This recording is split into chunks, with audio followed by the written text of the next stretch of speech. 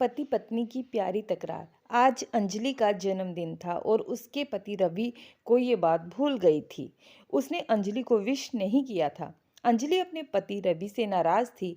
कुछ देर पहले दोनों में किसी बात पर जोरदार बहस हुई थी और ये नाराजगी उसी का ही नतीजा थी। अंजलि और रवि की शादी को 5 साल हो चुके थे। इन 5 सालों में उनका प्यार धुंधला पड़ने लगा था। प्यार की जगह शिकायतों ने ले ली थी। दोनों ये बात अच्छी तरह जानते थे और चाहते थे कि उनके रिश्ते में वो पहले वाली बात आ जाए, लेकिन लाख कोशिशों के बावजूद उनके रिश्ते में खटास बढ़ती ही जा रही थी। उस समय रवि बालकनी में खामोश खड़ा था। अंजलि उसके पास आई और उसे एक डायरी देते हुए बोली, मैं आजकल के अपने इन झगड़ों से तंग आ चुकी हूँ। ज़रूर हम दोनों में कुछ खामियां होंगी जिन्हें हमें दूर करना चाहिए, तभी हमारा रिश्ता बच पाएगा। मैं चाहती हूँ कि अगले 6 महीने में रवि, तुम्हें मुझ में जो भी कमियां दिखाई पड़े वो तुम इस डायरी में लिख देना। मैंने अपने लिए भी एक ऐसी ही डायरी ले ली है जिसमें मैं तुम्हारी कमियां लिखा करूँगी। अगर हम दोनों कोशिश करें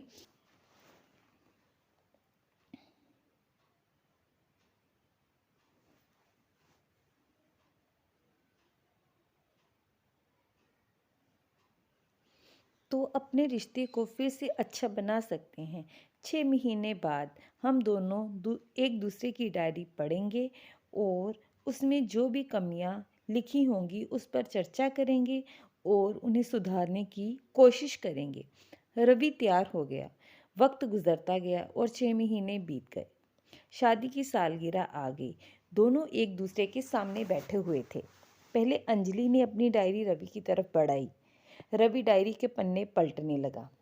पहला पन्ना, तुम पिछले साल मेरे बर्थडे पर मेरा बर्थडे भूल गए और मुझे कोई तोहफा नहीं दिया। मुझे बहुत बुरा लगा।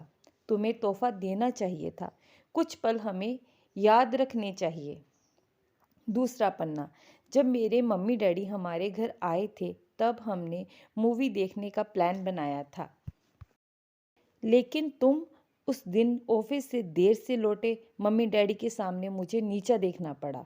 तुम्हें वादा निभाना सीखना होगा। तीसरा पन्ना, मैंने तुम्हारे लिए इतनी मेहनत से स्वेटर बुना था, लेकिन तुमने तारीफ के 2 शब्द भी नहीं कहे। क्या मैं इस काबिल भी नहीं कि तुम मेरी मेहनत की थोड़ी सी तारीफ कर देते? इसी तरह सारी डायरी के पन्ने भरे हुए थे। रवि ने जब डायरी पढ़ ली तब अंजलि बोली, मुझे लगता है कि अब से तुम ये गलतियां नहीं करोगे। रवि ने हाँ में सिर हिलाया। फिर अंजलि ने अपने पति की डायरी ली और पन्ने पलटने लगी। पहला पन्ना खाली था, दूसरा पन्ना भी खाली था, तीसरा पन्ना भी खाली था। अंजलि ने देखा कि डायरी के सारे पन्ने खाली हैं। वह नाराज होते हुए बोली, रवि, तुम मेरी एक बात भी नहीं मान सकते? मैंने साल भर कितनी मेहनत से पूरी डायरी लिखी और तुम एक पन्ना भी नहीं लिख सके। रवि ने कहा, आखिरी पन्ना खोलो, उस पर मैंने सब लिख दिया है।